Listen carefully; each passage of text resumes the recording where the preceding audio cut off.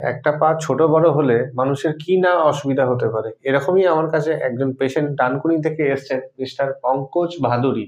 ওনার সমস্যাটা আমরা ওনার মুখ থেকেই শুনে নিই। সমস্যা বলতে আমার হাঁটাচলা করতে, বসতে খুব অসুবিধা হতো।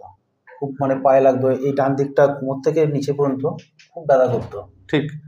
এবং দুটো পা অসমান বুঝতে পারতেন? হ্যাঁ, বুঝতে পারতাম। এই পেলভিসটা অনেকটা ডাউন হয়ে গেছে, এই পেলভিসটা অনেকটা আপ হয়ে গেছে। এই আপ ডাউনের জন্যই উনি ডান পায়ে বেশি ওজন দিয়ে হাঁটতেন এবং বাঁ পায়ে কম ওজন দিয়ে হাঁটতেন। মানে ডান পাটা লম্বা লাগতো এবং বাঁ পাটা ছোট লাগতো। তো এই 3 দিন ট্রিটমেন্ট হওয়ার পর এখন দুটো পাকে ইকুয়াল মনে হচ্ছে?